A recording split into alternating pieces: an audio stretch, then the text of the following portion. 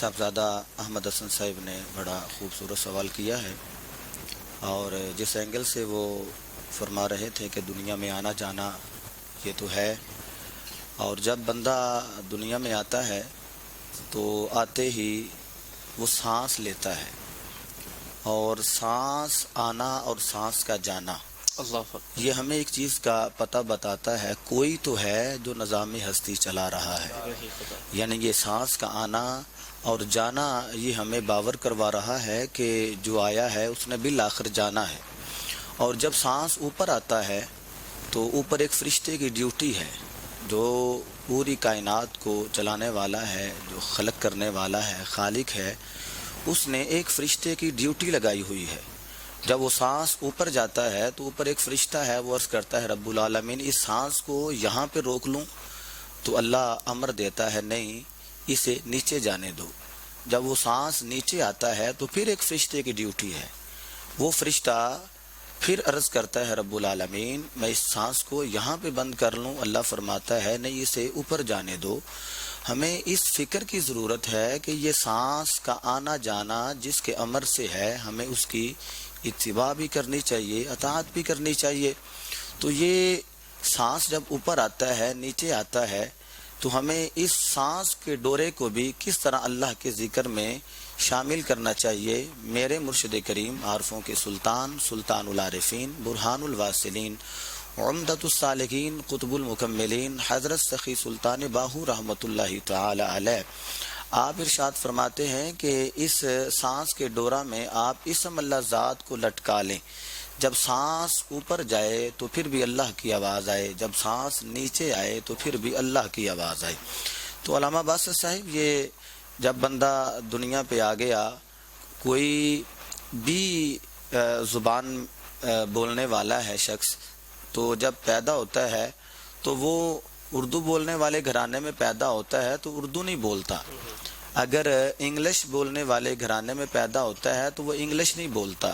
فرانسیسی کلام کرنے والے کے گھر میں پیدا ہوتا ہے تو فرانسیسی کلام نہیں کرتا۔ ایون کہ جس گھر میں بھی وہ پیدا ہو، جو بھی مذہب اور جو بھی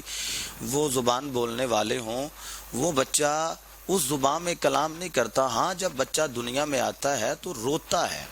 وہ چاہے انگریز کا بچہ ہو،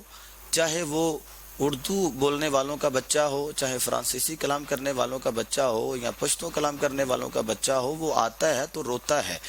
تو اس کے رونے میں کیا چیز پنہا ہے؟ جب وہ بول و براز کرتا ہے روتا ہے،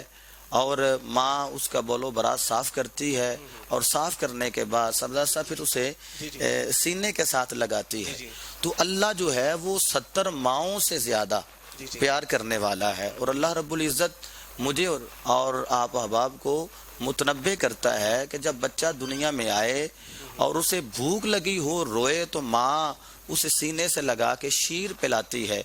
اگر وہ گندا ہو جائے تو وہ روئے تو ماں اسے پانی کے ساتھ بعد میں صاف کر دیتی ہے اور پھر سینے کے ساتھ لگاتی ہے۔ تو اللہ تو وہ ہے جو 70 ماؤں سے زیادہ پیار کرنے والا ہے۔ جب بندہ گناہوں سے گندا ہو جائے، بدعمالیوں سے گندا ہو جائے، چغلی غیبت کر کے گندا ہو جائے، ہے تو اس کا بندہ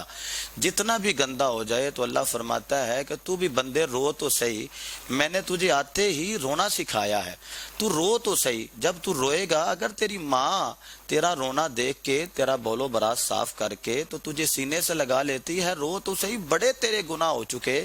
بڑی بدعمالیاں ہو چکی، بڑی سیاکاریاں ہو چکی، تو بڑا گندا ہو گیا ہے، جتنے بھی تیرے گناہ ہیں میری رحمت سے زیادہ تو نہیں ہو سکتے نا۔ میاں صاحب نے کہا تھا رحمت دا دریا الہی ہر دم وگدا تیرا، جے ایک قطرہ بخشے مینوں کم بن جاندئی میرا۔ ناظرین کرام، جب بندہ گناہ کر کے اللہ کی بارگاہ میں روتا ہے تو اللہ بھی اپنی رحمت کا پانی بہا کے اس کے گناہوں کو معاف فرما کے پھر خالق کائنات کہتا ہے ادھر ماں نے تجھے سینے کے ساتھ لگایا تھا، ادھر اللہ کی رحمت تمہیں سینے کے ساتھ لگا رہی ہے۔ ناظرین کرام، ہمیں یہ چاہیے ہم اللہ کی بارگاہ میں آخرت کی فکر کر کے اور آنسو بہانے کی کوشش کریں۔ حضرت ابو موسیٰ اشعری، میں بات کو ختم کرتا ہوں، آپ فرماتے ہیں پہلی بات تو یہ ہے، حضور کا فرمان ہے کہ بندے کو رونا چاہیے۔ قرآن بھی کہتا ہے کہ کم تمہیں ہنسنا چاہیے اور زیادہ رونا چاہیے، اور حضرت ابو موسیٰ شریف فرماتے ہیں کہ حضور نے فرمایا پہلی بات تو یہ ہے کہ بندے کو کثرت سے رونا چاہیے. اچھا آگے امام طبرانی لکھتے ہیں کہ اگر رونا نہ آئے تو پھر اسے رونے والا منہ ہی بنا لینا چاہیے. اور صوفیاء کہتے ہیں اگر اسے رونے والا منہ بھی نہ بنایا جائے تو پھر اپنے مقدر پہ روئے کہ جب وہ آیا تھا روتا ہوا آیا تھا. ہمیں اپنا کردار افعال ہمارا رہنا سہنا بیٹھنا اٹھنا اس انداز میں ہونا چاہیے. جب آئے تھے تو ہم روئے تھے, جب دنیا سے جائیں تو دنیا ہمیں یاد کر کے روئے. اللہ رب العزت کی بارگاہ میں دعا گو ہوں اللہ رب العزت آخرت کی فکر کرنے کی توفیق عطا فرمائے. اور خوشبو رمضان کی پوری ٹیم کا میں شکر گزار ہوں جنہوں نے مجھ گناہگار کو یہ موقع عطا فرمایا. اللہ ان کو مزید برکات سے نوازے.